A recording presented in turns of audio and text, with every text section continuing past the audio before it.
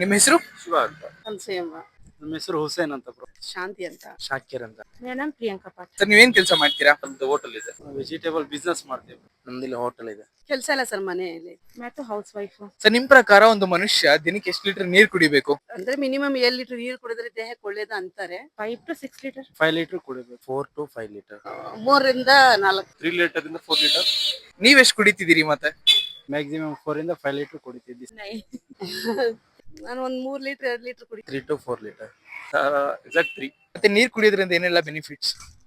ಏನು ಕಾಯಿಲೆ ಬರಲ್ಲ ಅಂತಾರೆ, ದೇಹಕ್ಕೆ ಒಳ್ಳೇದು ಅಂತಾರೆ ಅಷ್ಟೇ. ನನಗೆ ಗೊತ್ತಿರೋ ಮಟ್ಟಿಗೆ ಅಷ್ಟು ಗೊತ್ತಿಲ್ಲ ಸರ್ ನೀರ್ ಬಗ್ಗೆ. खाना को डाइजेस्ट करने में और फैट लूज करने में और बस मेरे को तो इतना ही समझ आता है। ಒಳ್ಳೇದಂದ್ರೆ ಆರೋಗ್ಯ ಸ್ವಲ್ಪ ಒಳ್ಳೇದು. ಸ್ವಲ್ಪ ಒಳಗಡೆ ಏನಿರುತ್ತಲ್ಲ ಅವೆಲ್ಲ ಒಳ್ಳೇದು ಅಂತಾರೆ. ಅಂದ್ರೆ ಇವಾಗ ರಕ್ತ ಬ್ಲಡ್ ಪ್ರೆಷರ್ ಅವೆಲ್ಲ ಇರುತ್ತಲ್ಲ, ಅವೆಲ್ಲ ನರ ಅವೆಲ್ಲ ಸ್ವಲ್ಪ ಚೆನ್ನಾಗಿರುತ್ತೆ. ಡಾಕ್ಟರ್ ಹೇಳಿದ್ರು. ತಲೆನೋವು ಇದ್ರೆ ತಲೆನೋವು ಹೋಗುತ್ತೆ, ಟಾಯ್ಲೆಟ್ಗೆ ಸಲೀಸಾಗುತ್ತೆ, ಮೈಯೆಲ್ಲ ಚೆನ್ನಾಗಿ. ನಾವು 3 ಲೀಟರ್ ಮೇಲೆ ನೀರು ಕುಡಿಯೋದ್ರಿಂದ ನಮ್ ಸ್ಟೋನ್ ಇದು ತುಂಬಾ ಬೆನಿಫಿಟ್ ಇರುತ್ತೆ. ಆಮೇಲೆ ಕಿಡ್ನಿ ಸರ್ಕ್ಯುಲೇಷನ್ ಚೆನ್ನಾಗಿರುತ್ತೆ.